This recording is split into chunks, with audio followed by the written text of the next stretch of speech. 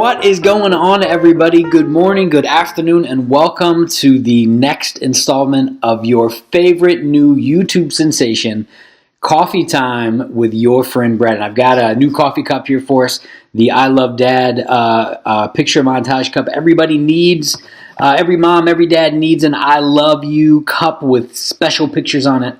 And so I'm excited to be coming to you today. The sun's just coming up. It's early morning here, and I wanted to get a couple of thoughts down about the reading for this week. So hopefully you had a chance to get through the text, the two chapters, the one in Lang and then the other in the Teaching for Learning text. And my hope for you is that the Lang text seems really familiar for two reasons. One, you've probably done these things all your life, right? That throughout your entire training career, you've done practice. There's been clinicals, there's been bedsides, there's been things that you actually have to physically do, right, to demonstrate that skill. And it seems probably very familiar to you.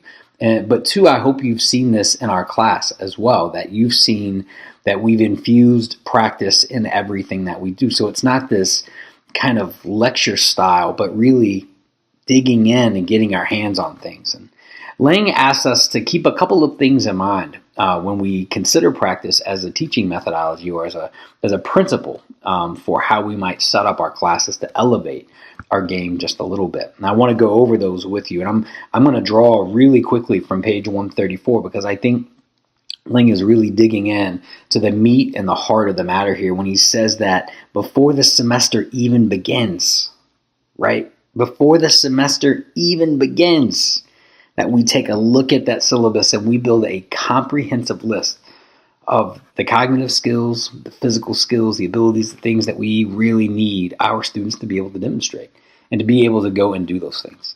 And then how can we infuse and develop opportunities for students to practice? And this is something that I'm continuing even on my own journey of teaching, of how do I continue to infuse fruitful and meaningful practice activities in class so that the end of the semester is not a surprise, so that we're just really aware.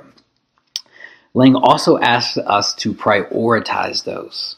So sometimes you don't have time to do everything in class, right? You've only got one semester. We've only got 8 weeks, right? Only 8 weeks together. So I want us to be really mindful of how we consider and how we prioritize the skills that are the most important for our students to learn. And then he asks us to review our schedule, make sure that our schedule is comprehensive and also achievable and reasonable, and then to stick to that schedule. And you've probably seen me demonstrate this in class, although I'm not sure that I do this as well as I should. But sometimes I'll have a lot of things that I want to accomplish throughout one given evening, right? We only have 2.5 hours together, and I'm mindful that we only have 8 weeks together, and some of those 8 weeks we're not meeting together, but we're online like this. And so I'll have to prioritize, right? All right, these are the things that are the most important. And then I'll stick to my plan. And I've shown you my lesson plans before. You've seen the comprehensive detail that we go through to make sure that we're catching everything.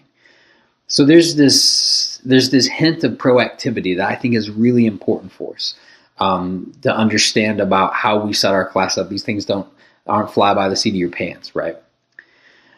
So as we wrap up Lang, we think about Lang. I hope you find ways to infuse this idea of practice. Next week's topic is on self-explaining, which is a really interesting idea when you think about it, particularly in the healthcare professions context. The other text that we're looking at, the Teaching for Learning text, is talking about reading strategies. And I'm excited and I'm interested to hear your thoughts about how you might be able to use different reading strategies in your own classroom. So as I read through the text again this week, I was just reminded of some different strategies that I might be able to implement in my own classroom that I think could really elevate the game, not only for us in HPE, but in some of the other doctoral level and graduate level classes that I'm teaching at the University of Louisville. I believe, it's a total shuckism right here. I believe, it's my opinion, that reading strategies are some of the most undervalued strategies that we can utilize in our classroom. So I hope that you've been energized by reading through the text and taking a look at Lang for infusing some new ideas and new opportunities into your own classrooms. Guys, I am excited about what's coming up the next time that we meet and doing the next micro teaching activity and actually being able to implement some of the things that Lang is talking about in terms of practice. And of course, I'm excited to see everybody. I miss our class when we don't get a chance to connect, but I'm glad that we have this time together. And until next time, probably next week, I hope your coffee stays hot. Guys, have a great week. Take care. If you need anything, don't forget to reach out and contact me. Bye-bye.